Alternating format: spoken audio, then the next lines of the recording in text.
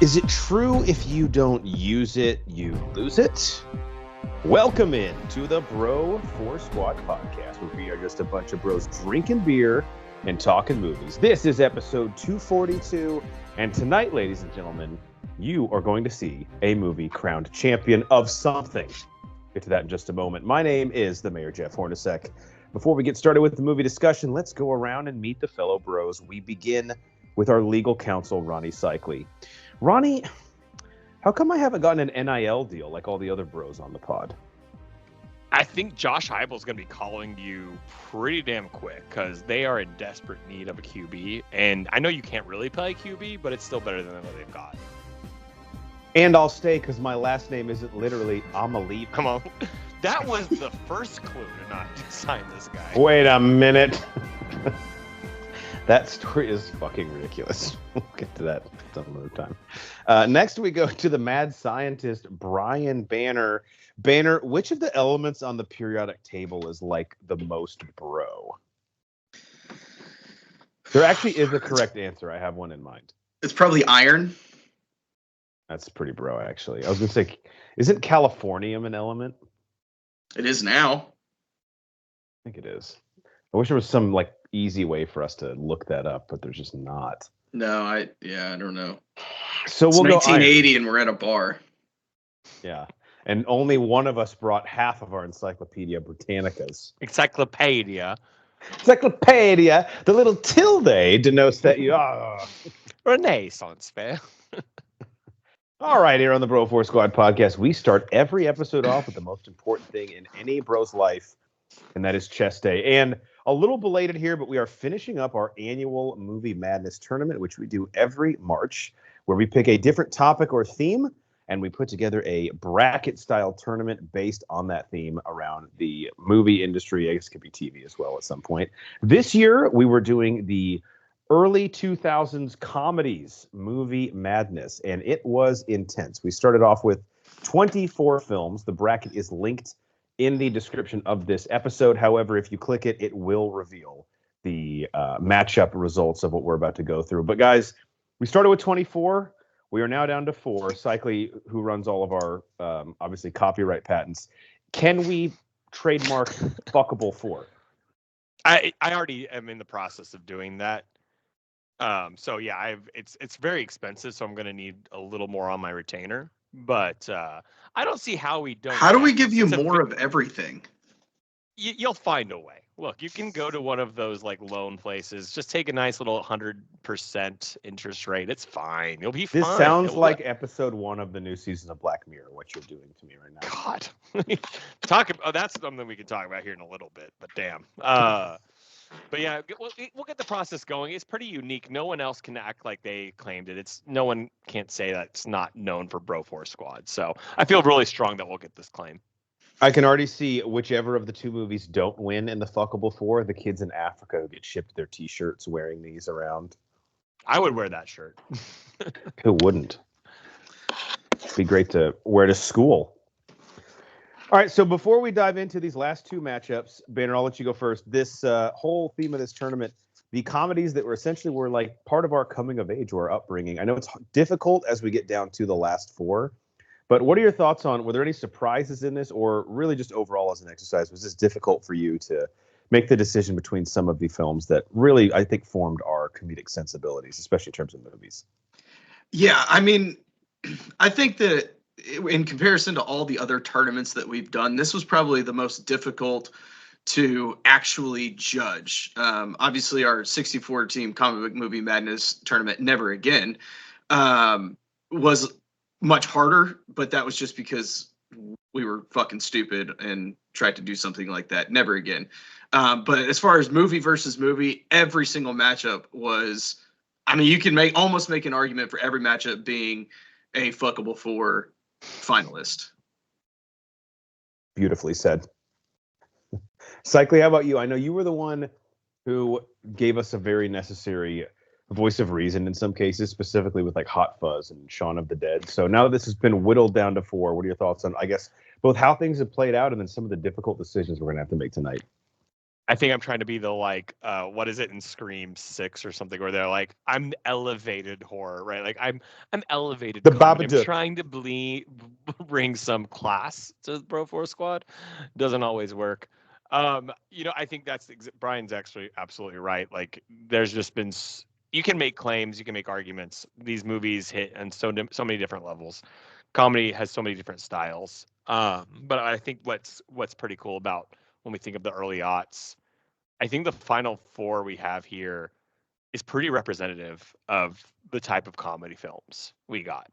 The only one that like I fought hard for was like, the Shaun of the Deads, the Hot Fuzzes, but those also weren't as plentiful as these type of movies.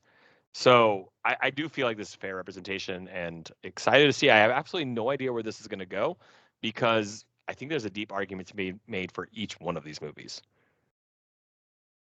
Yeah, this will be interesting here. So let's dive right into it. For those of you listening at home, I will link the bracket is in the description of this episode, but I will also just list the matchups in the description as well in text before that, so you can see who is competing without having it spoiled for you. So the criteria for each of these two matchups is quite simply, of the three bros, which movie do we vote for as the better film? So whatever we want to deem as the way that we're judging that, and that will advance to the finals. So our first matchup is Superbad versus Old School, and then we have Wedding Crashers versus Forgetting Sarah Marshall. Let's just kick it off right now. Superbad with McLovin versus Old School and Frank the Tank. Banner, I love putting you on the spot. You go first. Which of these two movies, in your opinion, should advance to the championship of early 2000s Comedies Movie Madness Tournament, and why? I think that my vote is going to have to go to Superbad. Superbad is relatable to every single person that has ever gone to high school. Every single person, I say that. I hope every single person has just that crazy night where you're jumping around, don't know how you got from one place to another, this insane adventure with your best friend who may or may not, you may end up going your separate ways after high school and kind of having that one last hurrah. On top of that, it's just fucking hilarious. But I think the fact that it's so much more relatable to so many more people than Old School is, although Old School I think might be more quotable and has the highs are higher, but Superbad just has that consistent, straight through, happens in one night. A lot of positives here. You don't got to sell me on that. Yeah. Yeah. All right. So Banner's vote for Superbad. They're of 1-0 cycling. What say you?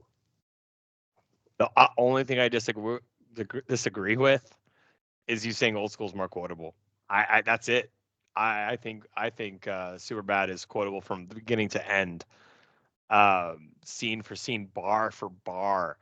The thing is that separates these movies for me, because Old School definitely does deserve a place in the top four, if not the top two. If not, I can understand an argument for why Old School is not only the funniest movie of the aughts, but oh yeah, I'm nitpicking at this point. Yeah, that's the thing. We have to nitpick. There's no other choice. Like you can argue that Old School is the movie of that generation, 100%.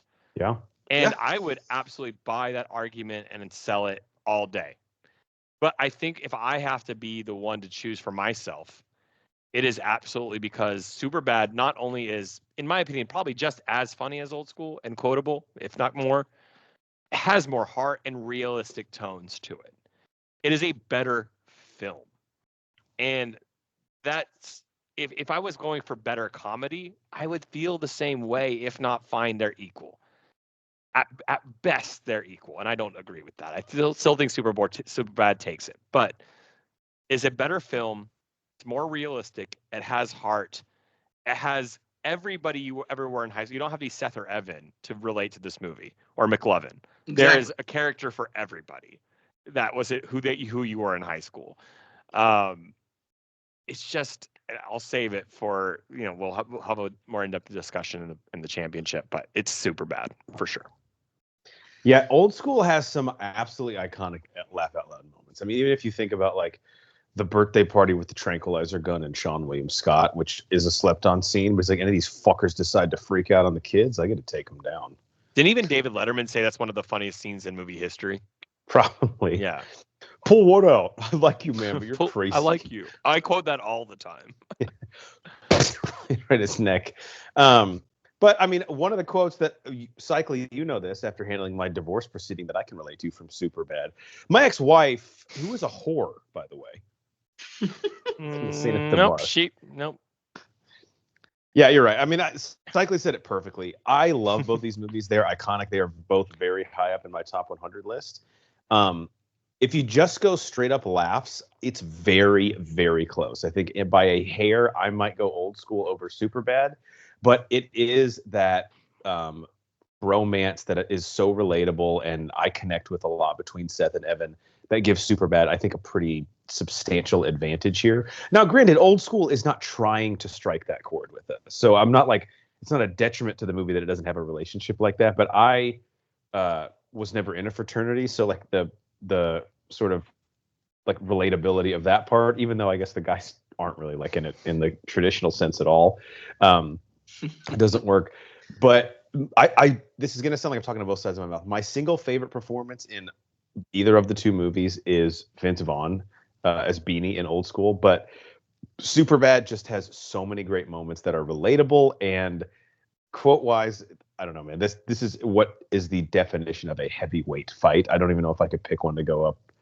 Like it says, it has an advantage over the other, but Superbad will barely get my vote here in terms of comedy, probably, but overall movie, I just think again the story makes it too awesome to not move on. So Superbad I didn't think we would have many sweeps in this tournament. We actually have, though, I feel like.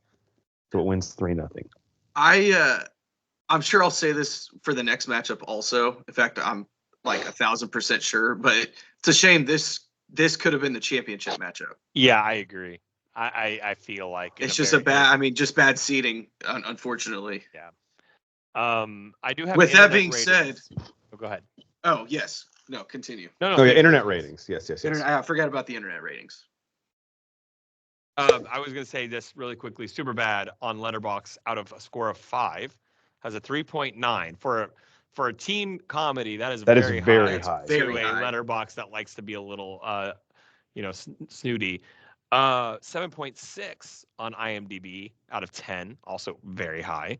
And Rotten Tomatoes audience score 87%.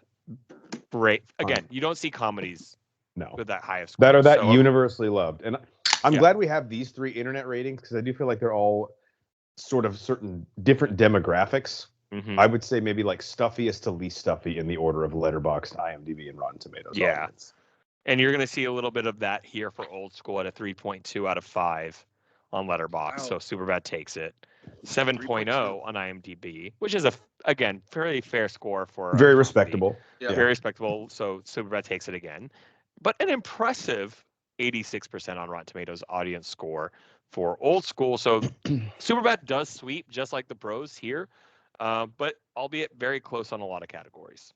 Yeah, I'm still shocked at 3.9 on Letterboxd, which is like I don't want to say it like rewards like art house films, but it does. Any film that opens up talking about the Vagtastic Voyage, I would not have guessed would have 4.0. I'm just saying. What about Perfect 10? I want some production value. I don't need the Coen brothers to direct the porn that I watch. Sorry. All right, second matchup. Who will be meeting Superbad in the finals? Well, it comes down to Wedding Crashers, the sack, or Forgetting Sarah Marshall. The weather outside is weather. All right, Cycly, we'll go to you first. Which of these films? I know. You never go first. This is some bullshit. I'm just going to call you out. I have a sickness. I can't go first. Fuck. Okay, so this is these are all so hard. And I'm also like, I'll admit, I'm also trying to make this interesting and think about what you guys are thinking too, because my head this is such a tough decision. Well, get out of my head because I don't even know what I'm picking. Exactly. I want to make this a conversational, hot topic of where this goes.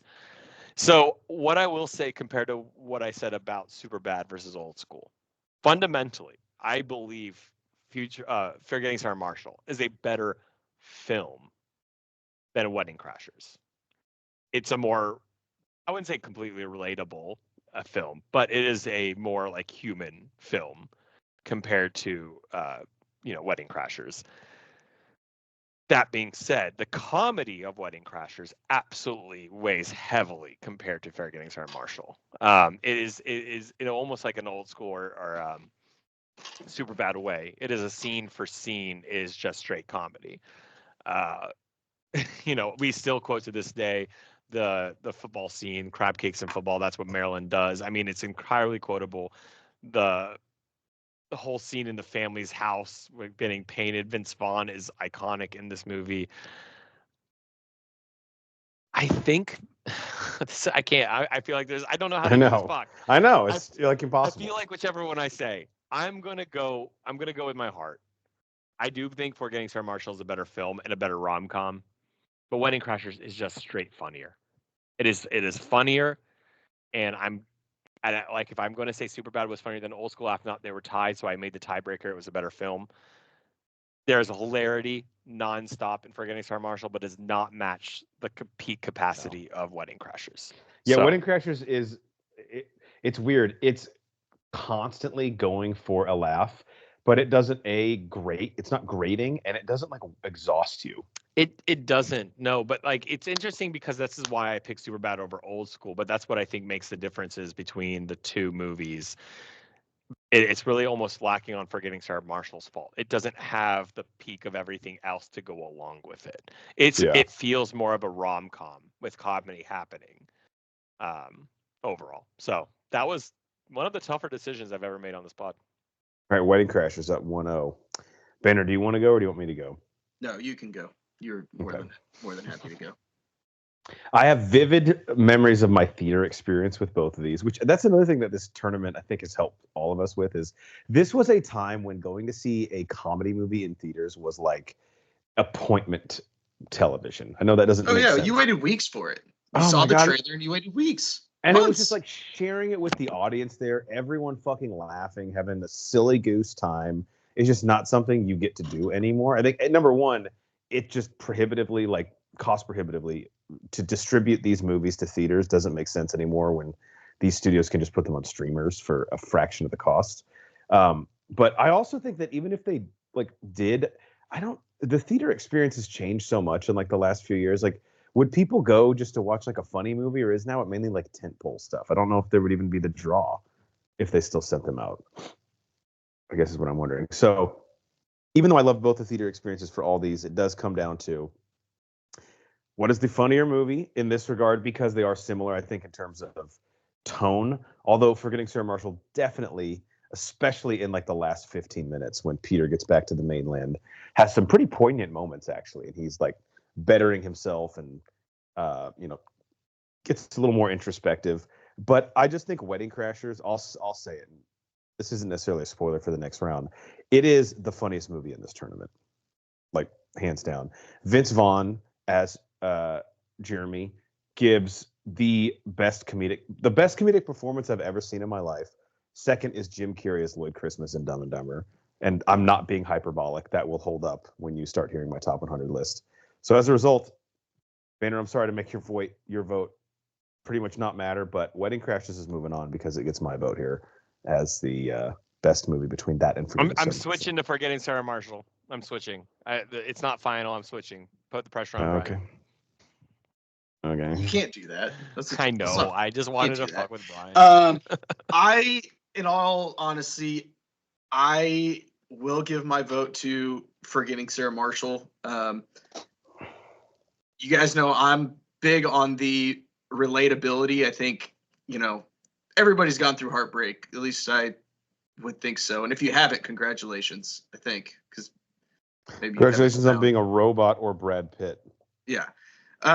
So I think, how you deal with that and, how Peter deals with it and getting away, and obviously the hilarity of running into Sarah and everything is just a whole, what makes it all funny. But thinking about how you get over a breakup, you kind of hit rock bottom, and then you start to build yourself up at the end. That's where my vote's going to go. With that being said, is Wedding Crashers the most quotable movie in the tournament as well? I mean, for me personally, I've always told you guys, and this is a scenario that I know happens to a lot of people, so it could happen to me. If someone said, quote, 90% of a movie from start to finish accurately, or I'll murder your family, I would pick Wedding Crashers to do it with. I think I would have the best shot. Yeah. And that could happen. All right, 2-1. It has happened. Wedding Crashers. Moving on. All right, Superbad v Wedding Crashers in the championship. Do we got some? Do we need internet feelies? Oh yeah, let's do on internet this? cycling. Yeah. Thank you. Yeah. Come on, guys. Well, if I'm the one keeping us on track, we know we have a problem. that's a problem. That is We're a problem. fucked. Wedding Crashers on Letterboxd out of 5 with a 3.2. So identical to Old School. I think those movies are, if they had met in a matchup in the semifinals, that would have been I feel like there's a lot in common between these movies. A lot of crossover with cast. A lot of crossover. Yeah. So 3.2 to me, with both of Old School and Wedding Crashers having that, is really accurate. Very on par. Here's another crazy fact. 7.0 for Wedding Crashers on IMDb out of 10. Same as Old School. Jeez. Wow. And if it's 86% on Rotten Tomatoes, I'm gonna.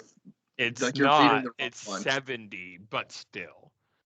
So I feel like that's a fair comparison to Old School on the other side of the bracket. Those are accurate in my opinion. But for Getting Started Marshall, we have 3.3 on Letterboxd out of 5, so slight edge to Wedding Crashers. Makes sense to me. Again, Letterboxd being a little more snooty. This is for Getting Started Marshall is a little more proper of a film. Yeah. And it almost in a crazy way where it beat Letterboxd by 0.1 on IMDb. For Getting Started Marshall has 7.1 to Wedding Crashers 7.0. Wow. Which is wild. Wow. For Getting Started Marshall on Rotten Tomatoes. 71%. 76%. So a little bit over the Wedding Crashers there. So interesting. I'm surprised by that. We got I did not think that Sarah Marshall would be higher in all three. In my opinion, the thing is we have to look at it as this competition at the end of the day is a comedy competition. And I think when we look at the internet stats, it's hard because we are rating them as better films. And I will agree that For Getting Started Marshall is a better film. That's kind of the difficulty in where we're at and how we're trying to put these films in a box. But that's not the topic. The topic is, the scores on the internet could change if we said what movie made you laugh more. And it's tough too because I do still feel like every movie in this, at least the ones remaining, the only one I can think of might I would say has more of cross genre appeal would be Hot Fuzz than just being a straight up comedy. But all of these have such great rewatchability because all the great comedies do. They're all the same gags get you every single time. So that's not the great differentiator that it normally is with some of these. And saying which one would you rather watch again? Because I feel like I'd rather watch them all. Yeah. All right. Don't make me rank those 4. Which ones I would rather watch first. Now that's all I want to do. Just make you rank them. All right, championship time. Superbad versus Wedding Crashers. Guess I'll go first because that's what people demand. Everyone's saying I'm scared to do it. I'm not. He's finally under pressure. I double dog dare you. Dude, that's fucked up. We talked about that. Just gonna roll an ankle halfway through his car. He's like, guys, I can't. You guys go ahead. I'll come back. It's not an excuse, but it's already swelling up. And honestly, I probably shouldn't put weight on it, but it's not an excuse. Okay, Superbad v Wedding Crashers. God damn it, this is tough. It's like picking which of my kids I love most, and neither of them are good at sports, so it really makes it difficult. They both have a very special place in my heart, and I think I can legitimately say that I won't double check on my top 100, but I'm almost 100% accurate with the one that I pick will be the highest rated comedy that I have, and the one that I unfortunately say does not get my vote is going to be the second highest rated comedy that I have. It's a little bit of a spoiler there. Again, these are both iconic films with incredible scripts that are even more elevated by the cast in them. I will argue, I mean, I don't think anyone would disagree. I wasn't like into Arrested Development when it came out. To me, this is Michael Cera's best performance in anything, and he's like literally built for this role. Jonah Hill, I know, has gone on to do a ton of great work in Hollywood, but this, I think, is his funniest role. This Is the End is very underrated. He's really funny in that too, but this is tops it. And like I said, Vince Vaughn gives, I think, the greatest comedic performance of all time as Jeremy Ryan in Wedding Crashers. So it's difficult because there is a lot of Hall of Famers that are going up against each other. I think Wedding Crashers is the funniest movie that I've ever seen in my life. And I've laughed harder at it. Oh, still 20 years later, I'm laughing at the exact same jokes. We're quoting them all the time. Nate Thurmond and I probably say people helping people every single time we get together in some capacity. Just works. Every single scene, every attempt at humor is effective to me. And Vince Vaughn is just an absolute tour de force, like I said. So it's very, very difficult, and both these movies work in different ways, but I'm going to have to go Wedding Crashers with my vote, and I hope that I don't regret it, but I think it is the funniest movie and the best comedy in this tournament. Banner, how about you?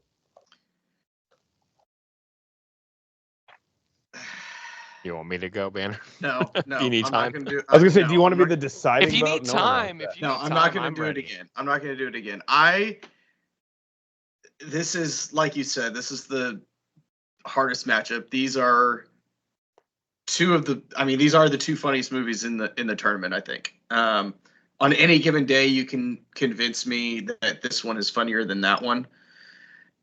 So I can't really bring it down to that in my mind. So I'm going to have to yield to Superbad as getting my vote because, again, there is a character for everybody, like you said, Cycly. Everybody can relate to somebody in this movie. It has more heart, and again, just that relatability just gives it that one little edge. Now that I cast my vote, I may regret it, but it's up to you, Cycly. Wow. Okay. This is what I pray for moments like these. I'm not going to fact check this, but I believe Superbad is the highest rated comedy on my top 100. I'll spoil the shit out of that for you. When I was a little kid, I would sit in the backyard with my basketball dreaming, being like 5 seconds left on the clock, and you're on a podcast, and you have the deciding vote between what is the favorite comedy of the odds. So I think it's crazy how these moments you dream of, and then all of a sudden they're here. Yeah, why did you have a basketball? I didn't know what a podcast was, so I just held a basketball thinking that was involved somehow. I don't know. I mean, for sure, yeah. Could be, I guess. Yeah, this is, again, there's never going to be an easy decision made when you get down to this level, and both of them deserve a place in the Final Four, if not in the championship. I think it does. I'll just spoiler alert, like go to Superbad here, and a couple things why I'm going to Superbad. I alluded to in Old School that Superbad is just as funny of a film as Old School, if not funnier. But so the separation will be that it's a better film. I think that holds true with Wedding Crashers. If this had been a conversation of Old School with versus Wedding Crashers, I think it would be almost an impossible decision. With Wedding Crashers maybe edging it out. But what we haven't talked about Old School is also like Bill Hader, Seth Rogen's characters. Seth Rogen wrote this as a teen. He wrote this film to mimic his life. And the performances of the adult cast as well, with the youth, it really sells this movie too on a different level. I've held this back. My sophomore year in college, we had this movie on literally every second of the day. It was just on repeat. We just had it going on all the time in our apartment. Like no one was even in the apartment, like in the living room. We would just have it going on. It was always playing Superbad. And so that's obviously symbolic. So there's a little bit of like admission that like I'm swayed by like the influence it's had on my life. I've alluded to already multiple times saying Jeff and I could relate to these characters so many times by the fact that we would pick each other up and be on the phone the same way the characters would in the film. It is, to me, though, at the end of the day, is just as funny, just incredibly quotable from top to bottom, and a better film and a ton of heart. And I think it's iconic, and it actually sits with the difference too. Like Wedding Crashers was of an era. I actually think Superbad fits every generation. There are moments where some generations won't actually relate because, this lack of internet, lack of cell phone, whatever. But the characters, the type of people who they are, is entirely relatable consistently over time. And so I think Superbad is the funniest movie of the aughts, is one of the better movies of the aughts, and just deserves its place as champion. Jeffrey, I believe you're on mute. Sorry. Thank you. Superbad, to me, Cycling, as you were describing it, it almost feels like, I've never noticed this, but it is kind of John Hughes-esque, but it's funnier than any John Hughes movie. And I'll be taken to the coals for saying that. But it is fucking hilarious, but it still works because it's so accessible because of that core relationship. And like you said, it's going to transcend generations because best friends have and will continue to exist since the dawn of time. And it's that 70s show syndrome. When it came out, was it even contemporary? I almost feel like it was set like half a decade before it came out for really no plot reason, but like their cell phones and stuff do seem a little bit like predating the actual time that it's such an odd when you think about like our senior year in high school, we had cell phones, but they were really limited. Now that we look back, it was so severely limited. Yeah, I still had a flip phone. Yeah, we were just past like those Nokias with the snake. Those like bricks. texting was like just barely a thing. Yeah, where it didn't cost like 10 cents for every message until after 7 o'clock. Right. Like that. And it wasn't like now weekends. where you have like a constant text dialogue going. Like you would text people. It wasn't like pager level where it was like, oh shit, if you get a text, someone's dead. But it would really only be like really important information. You wouldn't have like a conversation over text. No. It was like one point and done. Yeah. It's just like I think it's like a very, it will stand the test of time. And again, Wedding Crashers does too. It's just that relatability of like the slapstickiness of Wedding Crashers. Like you like turning your brain off for the comedy of Wedding Crashers. You're never actually going to do the things they do in Wedding Crashers, or be as good as it. But I think that's what really separates it at the end of the day. Like, and that's no shame to Wedding Crashers finishing second here. No, you ran into a buzzsaw. All right. Now, when we did this exact exercise tomorrow, there's a good chance Wedding Crashers wins.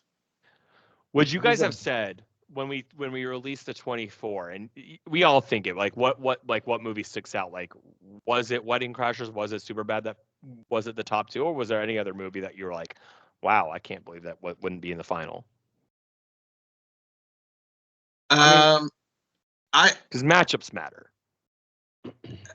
I immediately went into this going, this is going to be the hardest tournament we've ever done because it was stacked top to bottom. Mm-hmm.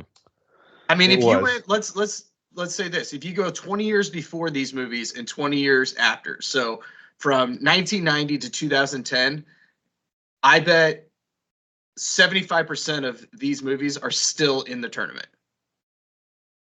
Agreed. Yeah, I think Game Night is one that can really go deep against some of these. Uh-huh. But that's the only one that comes to my mind like quick. Yeah, like the only thing would be sort of in the stratosphere and it's still not close would be like Tag maybe, but again, the comedies just there's not a focus on them. This was like a gauntlet. Like you would get like 2 a year that were fucking better than anything we get like in a 5-year stretch now. The only other one I thought might have had a chance was 40-Year-Old Virgin, just because it's very iconic. It stood the test of time, and the cast was like matchups, man. Yeah, there's something to be said about like all these comedic geniuses, like at the beginning of their careers, kind of before we knew who they were, working together so well. Like Steve Carell, Paul Rudd, Seth Rogen. Judd Apatow for me, like one of if not the first thing I saw from Judd Apatow. I don't know if he was involved in Freaks and Geeks, but I wasn't as into that when it came out. So I thought he was. That sounds right. I'll look that up. But I thought 40-Year-Old Virgin might have had a shot, but It still should have gotten a first round bye. I stand by that statement. That's very fair. But again, it ran into Superbad, so it lost to the eventual champ. Judd Apatow was a writer on Freaks and Geeks. Okay, that makes sense. But yeah, I mean, a lot of tough decisions were made in this tournament. The only movie I actually felt pretty confident that Wedding Crashers, Superbad, and Old School would be there. I think I would have imagined, to your point, Jeff, 40-Year-Old Virgin or Anchorman. Mm-hmm. Because not necessarily again that I agree with those four or not. When I think of if you say to someone comedies of the aughts, those are the four movies I think that stick out. Yeah. Now, when you think about it for a while, things change. But like, I feel like we were very well represented in like how it actually felt. I feel like we hit the nail on the head. And I mean, if you go back to the first round or even the play-in, like there's a lot of different types of comedies. Like we have Borat, we have Team America. Mm-hmm. I mean, Dodgeball didn't get out of the first round, but again, it had to play Pineapple Express. God. Tough matchup. Tough matchups. This was interesting. And we could do we wouldn't do it obviously this year, but we could do movies from the early 2000s that got left out tournament, because that would also be, I mean, better than probably like the last decade. Just like the 25 through 32 or whatever of this would be just as good, if not better than that list of movies.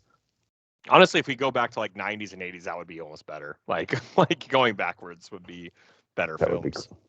Don't tempt me with a good time. All right. Well, congrats to Superbad. I'm sure it'll help the transfer portal that they won this.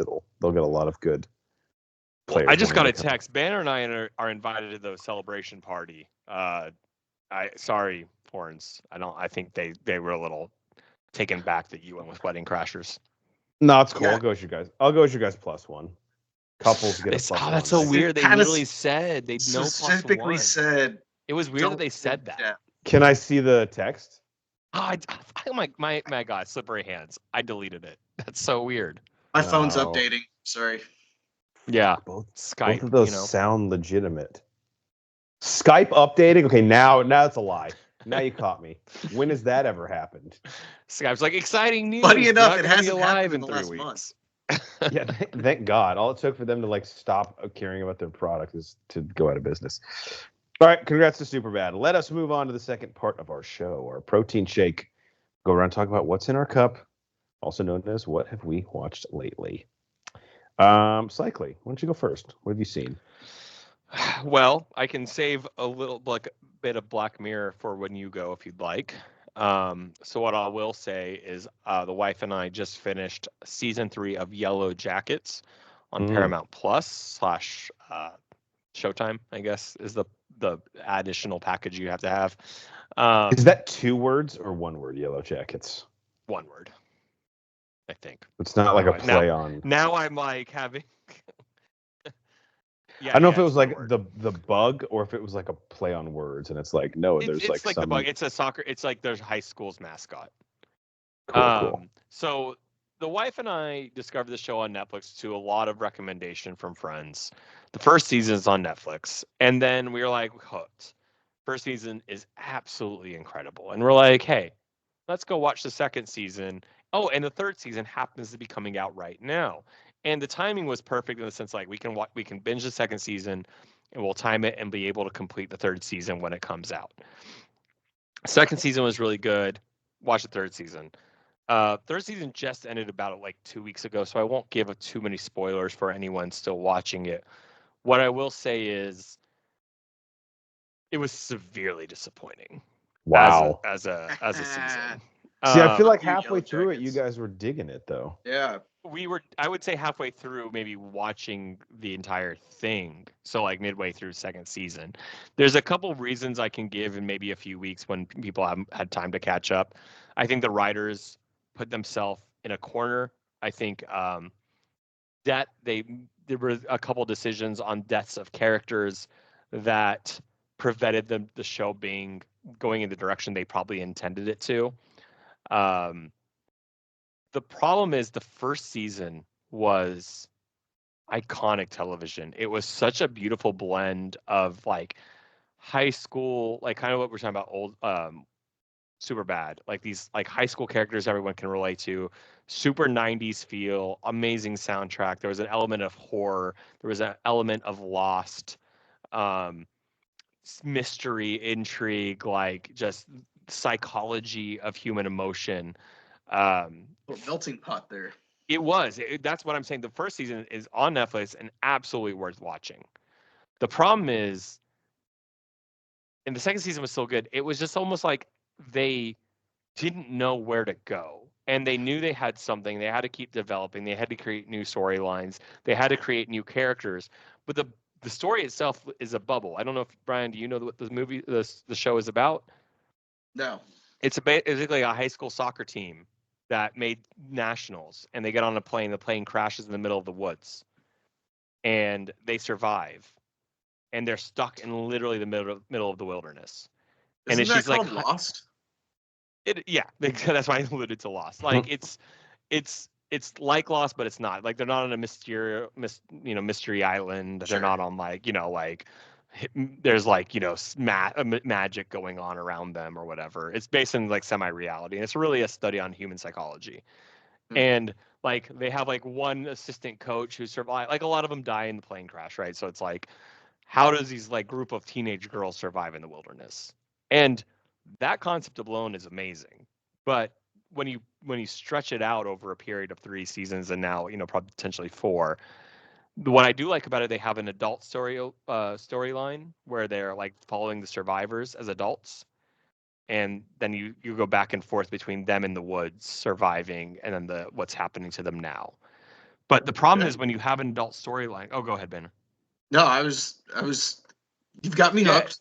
Yeah, that's what I'm saying. But the problem is, I mean, it's a cool framing device for sure. You can see why it puts you in a corner, though, because when you have a storyline specific to adult characters that survived, there's only so much you can do when you're showing the youth characters, right? Like, there's not as much intrigue in specific characters because they're going to survive, or someone isn't going to survive. So they are almost victims of their own success, and I think that's what they're struggling with now. And not saying the third season wasn't enjoyable in the sense of like we still were entertained by it, but it's just nothing what the first season was. So I would tell you both. I think you both would love the first season. I think you'd both enjoy the second and third season. It's just I think you'd agree the fact that they need to figure out what they need to do before they like finish writing the next season. Like they need to have a plan in place. It feels like they're throwing ideas at walls essentially now. This is the problem where shows become a victim of their own success. And like you've talked about a million times, the network, the streamer, they just want more content and you got to go milk your cash cow.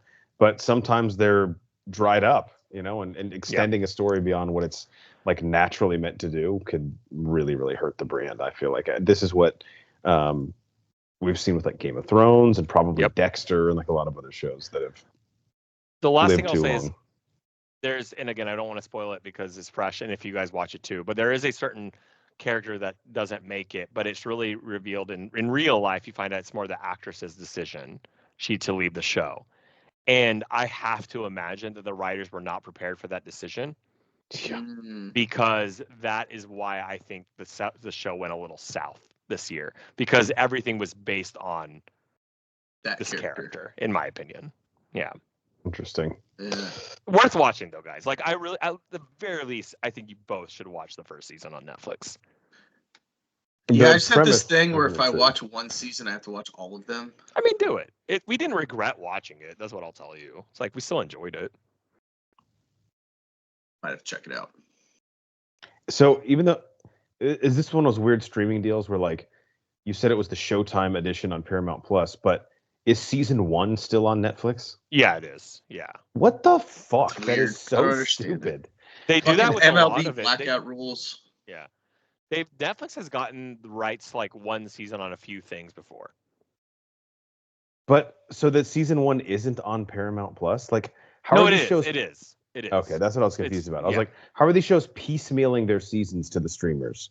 I think Paramount looked at it as like increasing viewers, getting people to watch it on Netflix, and then they'll subscribe to Paramount Plus to watch it. Which, hey, it worked for us. Yeah, it would be weird if like only season 1 was on Netflix and not on Paramount Plus. That's what I thought you were saying at first. Yeah, my bad. Yeah. Because if you have Paramount Plus, you're like, why would I start with season 2? Like, I'm so confused. Yeah. All right. That is definitely on my list. Banner, what do you got? What have you seen lately? So I actually recently watched both seasons of Agent Carter. Nice. Throwback to, I don't know, a long time ago, really. This was great. This was a really fun spy series. Wasn't too heavy, but it also wasn't just like a straight comedy either. Peggy Carter is an awesome character. They surrounded her with some other really interesting characters. Getting to learn and meet Jarvis, like the actual Jarvis, the butler, not the artificial intelligence. Really fun. He kind of stole the show for me in both seasons. They gave him some meat on the bone in the second season, which was really cool to see.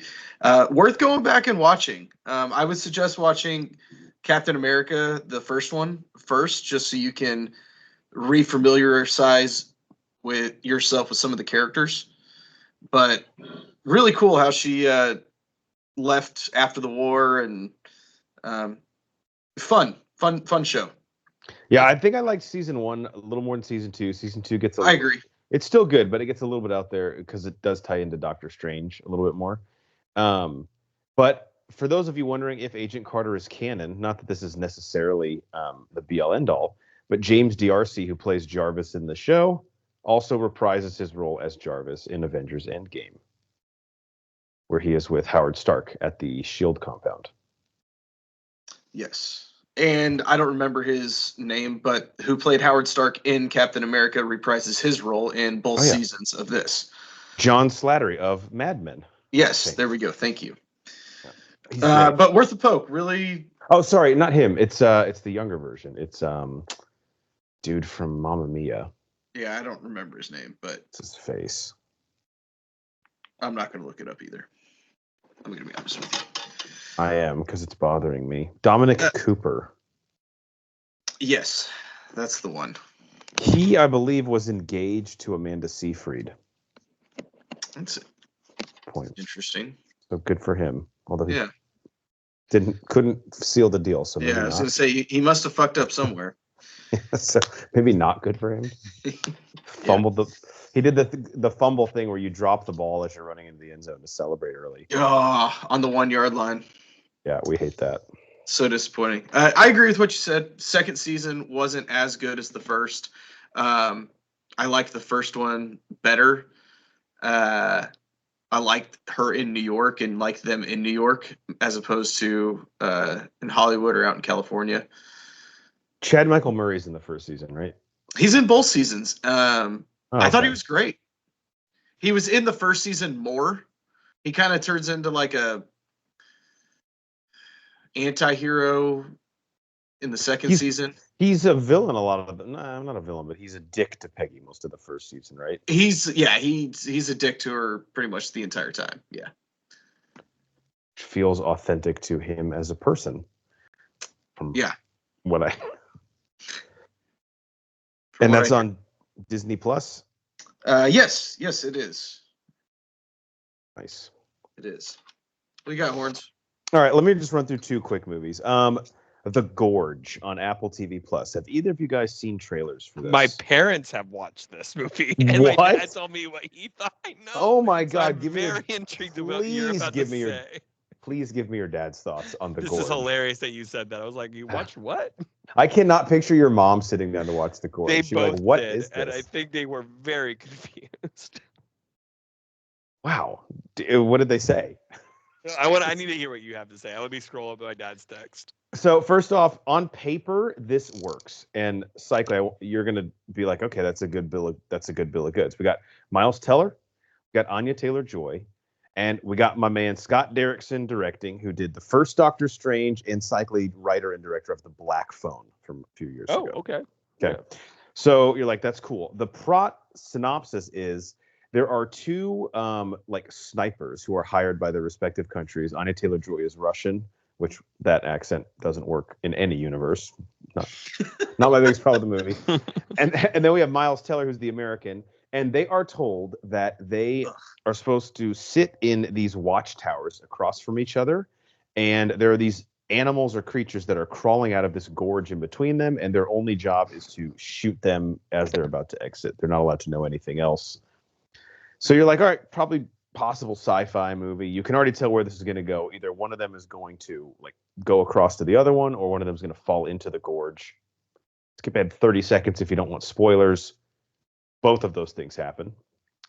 And then things, when they get down into the gorge, every opportunity to make like the concept of this interesting really falls on its face and ends up with a bunch of eye rolls. And really, I'll be totally honest, two good actors, but two horrible performances. Whether it was they mailed it in or just were not bought into this script, or maybe it's just the writing is rough. Like how this guy wrote The Black Phone, I don't really understand, because I don't know what Scott Derrickson, why he wanted to do this movie, where his head was at in it, but I was like laughing at it, not with it. And there's some cool visual moments, but at the end of the day, man, like this is just streaming shit. That's really what it is.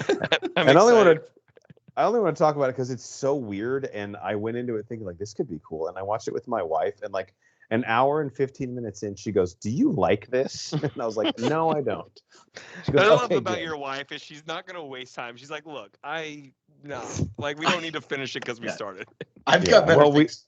We did finish it, but it's one of those movies where like the characters, like I get that they want to fuck each other because they're both hot, but like why do you also need me to think they're in love? Like that's okay. I think people have had sex before without being in love. Hey, that Really? No, gross. I didn't know Yeah, that. it's, All right, it's are you my ready for theory. my dad's? I got 2 text messages. Oh that my god, we're gonna please. read. Yeah. All right. If you know my dad, this is even funnier. Quote, I always judge a movie by, quote, would I want to see it again? Quote, end quote, period. I would not, period. What's But like the if- reverse of what would go on the back of the DVD? Because that's what that is. But if you have a couple hours to kill, it's okay. And I go, what was it about? And he goes, kind of strange. There is a gorge. On each side, there is a tower. One tower is under the control of the west, other control tower on the east. One person assigned to each tower, and they have to be there a full year. Their objective is to control what's in the gorge. The rest, I don't want to give away. In case you want to watch it, it is on Apple, and then adds an Apple emoji. Yeah. I go, good to know. Maybe I'll watch it. I don't think you sold it. You got a couple hours to kill. I just love he's like, I judge a movie on if I will rewatch it. I will not. I will not. So I judge it poorly, which is very fair criteria. It's like, damn, okay.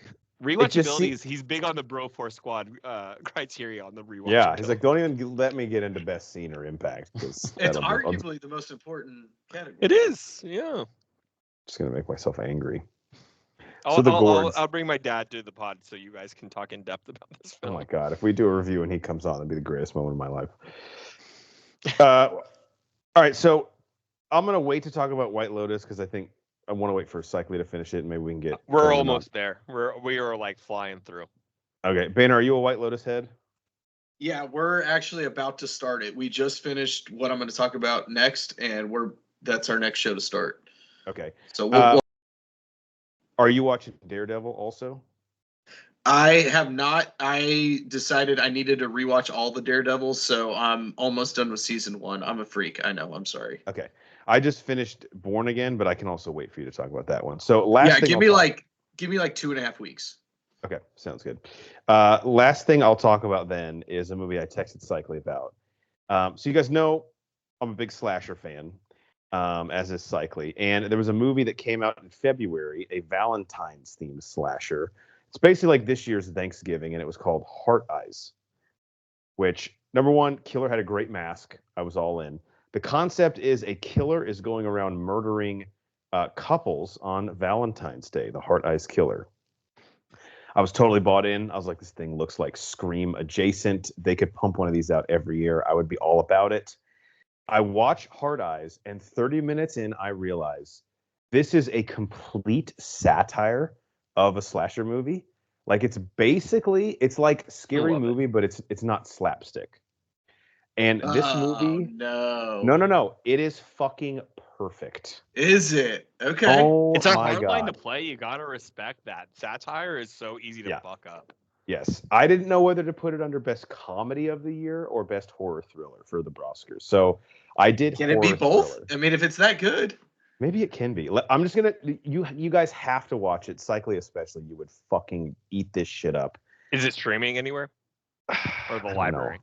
I had to watch it in the library, but I'll double check. But I'll just give you one quote that I love. First off, in it there are two detectives investigating the Heart Ice Killer. One of them is Devon Sawa, who is the quarterback in Little Giants, and he's in the first Final Destination movie. The other is Jordana Brewster, of course, from the Fast and Furious films. Their cops' last names are Hobbs and Shaw. No, they're not. Okay. And there is a scene where someone says to Jordana Brewster, he goes, "Really? Your names are Hobbs and Shaw?" And she goes, "Why does everyone keep saying that? I don't understand that reference." And he goes, "You of all people, you know what? Never mind." To Jordana Brewster. That's great. But of course, Okay. she goes, I'm in. "Why does everyone keep saying that? I don't fucking understand the reference." He goes, "You of all people, you know what? Never mind." So there's a Hobbs and Shaw reference to Jordana Brewster in Hard Eyes, which I loved. So I'll wait till Cycling sees to say more about it. But if you like slashers, and especially if you love satirical, like great genre-based movies, this was fucking hilarious and perfect in every way. I was not expecting that, but it's just executed really well. And I will say, kind of a cool twist at the end with who the killer is. So it still works on that level also, which I thought was fun. All right, that's all I got. Cycling. Anything else? Do you want to talk any Black Mirror, or do you want to finish the season? I've seen the first two, so if you want to talk just either of those ones, I can. Yeah, let's talk those two. And Black Mirror is meant to be watched in any order, so I did not watch these in the order in which, the first episode of season 7 in second order. I did watch Common People first, which is the first episode, and I went to USS Callister's sequel second. But I did finish season 7, but I will hold my thoughts overall as a season till you finish it. Let's talk Common People really quickly. This was so spoilers for spoilers, for Common People. Absolutely. Skip ahead like a minute and a half, 2 minutes. Yeah. If you want. Really quickly, this is like peak Black Mirror. Just has the emotional, the dread, the reality of the situation that like Black Mirror can play so well. Well acted. Rashida Jones great in this. But it's gut wrenching. Chris O'Dowd really well cast too, because he's very like he's lovable and like I don't want to say you feel sorry for him, but but plays that well. Yeah. Plays that sympathy like he's not the successful guy, but you love him anyway. And I can see them as a couple too. Yeah. It's one of the I would say it's probably one of the better Black Mirror episodes of the last few seasons. I think the last season of Black Mirror or two have not been up to par. This one hurt. This was a very painful ending. Like it just emotionally was traumatizing and really because not just because it's well written and well acted, but like this is absolutely what humanity is becoming. Like it just is 100% something I can see happening. I mean, some of this, most of it, I think could happen like literally today. I think the fact that they put this on Netflix is hilarious. Like, again, without giving too many spoilers, but like the subscription models. Yeah. The meta-ness of it too. Because I was reading people online being like, I have Netflix, the lowest subscription. And they have, and like the funniest part about like she'll be speaking an ad and then it goes to an ad. Oh my God. Yeah. Surprised Netflix let you watch this on that tier. Like we're about to be at that point where like this tier doesn't get Black Mirror. Exactly. Why would you put that juju out there? That's going to happen. Dude, watch this episode. It's Yeah, this one was really like, I don't know if you or someone else said this. It was a gut punch. it just it's like everything wrong with not even just like the healthcare industry, but just like how fucking predatory our world is. Like everyone's just out for themselves, and it's just like so sad. Everything can be profitable, no matter. Yeah, everything has to be monetized. There's no transparency with anyone, and really just like the couple, especially like the hopelessness of like all they want to fucking do is be able to go to the restaurant that shitty pub, right, that like shitty pub for their anniversary, and it's like the impediments to that. Like they do everything right. Like they save their whole lives. They both have stable jobs. They don't spend exorbitantly, and society's not set up for them to be able to even fucking eat dinner at this shitty pub once a year. So I mean, we could like the rep from the company that keeps selling them the subscriptions that she's on too. Like there's subtle things that you view that every time there's an upgraded subscription that she has like a bigger office, she has better clothes on. She is upgrading her. There's a lot of subtlety in this episode too that like you can easily miss that like really drive home that fact. Yeah. And the fact that like Rashida Jones' character's life, despite this incredible technology that should give us all these advantages, it's not only no better after this miraculous procedure is done to her, but it's I think objectively worse in like every way. It causes dread in every moment of their life together. Right. So this thing that should and could give us the potential to live a better life is really just like compounding problems and making things worse. It's the gross perversion of like this great technology and really like a lot of the inventions that we've had throughout time. Like even though they could be used for good, they're either used to make money or just to make like things shittier in some way. And yeah, this couple is like the perfect lens into that. And I won't get too into it, but like the stuff Chris O'Dowd's character ends up doing, which almost could and might actually be its own Black Mirror episode in and of itself. I feel like there's like that's touched on a little bit in a lot of other episodes, like that the like dark underbelly of the internet where it's like literally a complete stranger because you see him behind a screen, you don't give a fuck. He could be killing himself and you would be laughing and LOLing on the other side. It's just wild. We've dehumanized ourselves. Yeah. So that one was good in the sense that like this is when Black Mirror is its most effective. It has something to say and a really good vehicle to deliver it where we're like, fuck, that could happen pretty easily. But I didn't like it in the sense of like it was too good at what it did. Yeah, it's like I'm not gonna watch that again. Like it's just no. It hurts me. And the second episode second episode in terms of release order, right? Bit Noir. So I know you hated it, right? Absolutely hated it. Yeah. Yeah. I will say I hated the ending. I was intrigued. But isn't it all like predicate? Like that's what it's built on. Like you can't it. Yeah. And again, this one's going to be more spoiler heavy than Common People. So again, if you're listening now, definitely skip ahead because Common People, we tried to like give you just a symbolic answer of what the show is about. The thing I liked about this episode, the gaslighting aspect, I don't know if you know this. So Netflix released 2 different versions of it with that, like the fried chicken place with Barney's versus Bernie's. And to gaslight its own viewers and be like, oh, it was Barney's. And then like you'd be like, well, it was Bernie's for me. So like there's like subtle like Black Mirror-esque things that they did. Wait, so one, it is Bernie's and the other was Barney's? Yeah, exactly. Pretty sure mine was Bernie's, but maybe I'm just misremembering. Well, that's what I'm saying. That's like the whole point is like there's the gaslighting aspect of this episode that I loved. So hold on. Like, let's say you go back and watch it twice because you get a different version. You could. Well, fuck. Damn. And so it's supposed to like kind of like fuck with you. You like got like, did I watch that? Did I see that the first time? It might be based on your location, but I was reading plenty of people online. There's articles about it, like how that episode gaslights you. But so I really respect that nature of it. There's a lot of like the concept of like the questions of like who we are as high school, who we are in adult times, like how much can that define you? There's undertones of like race and how you hold yourself. I was digging this episode for the 90% of it. And my wife and I kept pausing and be like, what do we think actually is happening here? And then the end happens and we're both like, what a cop out. Because the one thing about Black Mirror is it's supposed to be some sort of semblance and like based in potential future.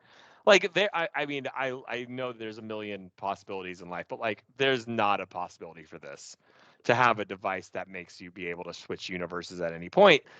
And my wife and I were almost having like, this is like an AI. No, Banner, yeah, what? that's what this was. Yeah. AI, like we No, were both that's like so dumb. AI. No, like if it was AI and deepfakes, which is a real thing we're dealing with on the internet, where you can make any person look like they're saying something right now. How was that not what they did in this episode? How that was the obvious, like, how we can fuck with everyone now. And your answer instead is a device that makes you transfer universes at any second. Yeah, I mean it's Like, Deus Ex Machina to a T, right? It's like yes, absolutely. we can write whatever crazy shit we want in the first 90% of this because we can write our way out of anything with this But quote unquote but plot device. how deepfakes and AI are right there. Deepfakes, you can watch you can watch Trump, Biden, Obama say anything outlandish on the internet now. Mm-hmm. Like in fake, like everything out there. Like, how are they not having deepfakes where someone talking to you in person, all of a sudden their mouth is saying something different to you? Like, that was there. What the fuck were they doing? So I want to hear your perspective. That's how me and my wife felt. Yeah, I think there was something interesting too in the beginning. Like you said, there's a lot of interesting ideas of like our perception of ourselves in our youth versus when we get older. Like I legitimately believe that the main character thought that she was like perfectly um polite to this girl in high school when actually she was behind like a really She was. traumatic. Yep. So either she had like suppressed that memory or just cared so fucking little about her that like it didn't even register on her I think radar. she was a true bully in a sense. Like, she just doesn't want to admit that she was. Yeah, but it was weird because I feel like there were even times that she was like by herself saying this, like I didn't do anything. It's like, bitch, you did, which is a whole like that could have been an interesting aspect too. But yeah, with Black Mirror, there has to be some either technology component or like a weird like social commentary in it, because that's what the show does, and it very effectively most of the time. But this one, again, it almost felt like the writer got fired and someone else had to come in and put together the ending. That's a good point. Yeah. Or it felt like a J.J. Abrams scenario where he's like, look, I got this great idea. I just don't know how to stick the landing. And he was like, well, let's just make a device that can literally do anything. Problem solved. That to me was like, cool. You can be the smartest person in the room, in the world, and that device is just not plausible. Yeah. Again, deep fakes were right there. And it's interesting. I was like, dude, I don't really understand the logic of it. But you know what? I am so fucking out when they introduce it that I don't even care. Yeah. I will say, and again, final spoilers. I don't think this is a spoiler, and I think you'll be happy about this. I think it was the weakest episode in season 7. Oh, that's actually really good news. Yeah. Now, I'm not saying it was like, I'll give my opinions when you guys finish season 7, but that to me was no doubt in my head the worst one. Okay, well that's good. Yeah, it sounds fucking stupid to me. It is. Like I said, I still enjoyed it for like the viewership of it from the beginning, and it's really the last 5-10 minutes. I was like, no. Yeah. Me and my wife just stared at each other like, what the fuck? Well, it's funny because you, and rightfully so, you give Black Mirror a lot of credit. So like throughout the episode, you're like, damn, how are they gonna end this? Yes, we were like, what is happening? Yeah, what you're are like, they gonna? What is? and then you're like, that's like what a little kid would come up with. And then we're a machine for robots that makes all the things that happen anytime they want. Yeah. Oh, that's dumb. And even like the way the character explains it, it's like, even the show I don't think was that confident in the reveal. She almost makes like an offhanded comment. So and I'm she like, well, just no, jumps that's to a the universe where that's true, is essentially what's happening. Because there's infinite universes, right? So like she just jumps to a universe where that's actually happening. So it's like everything we see is actually like 17 different universes piecemealed together. So like, I mean, I was laughing, but like the nut allergy. She was like, I couldn't have drank the nut milk. I have a nut allergy, and everyone all of a sudden is like, what is a nut allergy? And they go to Google. Like, that was funny, but I guess they go to a universe where nut allergies don't exist. Yeah, that's where we have too many universes at that point. I blame Endgame. Yeah, absolutely. I mean, the opening up the quantum realm created all these problems. All right, well, I'll check out the rest of this season, and we'll have to revisit it soon. because I'm very intrigued. They're longer episodes, not complaining, but you almost kind of have to watch them like movies. I will tell you, serialized. Common People was obviously emotional. There's another one that's very emotional, the one with Paul Really? Giamatti, who acts his ass off. I mean, he always does, but that one's emotional too. So get ready. Love Paul Giamatti. Anything else, Cycly? No, we got more to talk about when we finish a couple things. For sure. Banner, how about you? Close us out with some stuff. Yeah, I'll close this out with Lincoln Lawyer. I don't think I've talked about this yet. The movie or the show? Show? The show. That's on Netflix also, right? Maybe 6. It was a little while ago. Anyway, very well done. Obviously, I'm a huge Matthew McConaughey fan. I thought he did great in the movie. This guy's a better Lincoln Lawyer. What? He just is. Wow.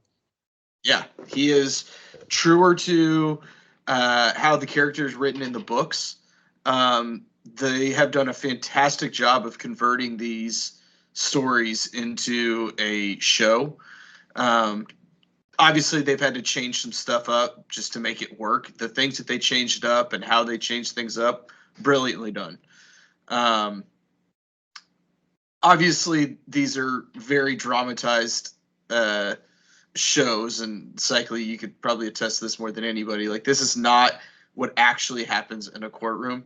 But my God, I've never seen a courtroom, so let's be careful there. Yeah, I guess good lawyers don't, right? Yeah, exactly. Tom Cruise, Two Good Men.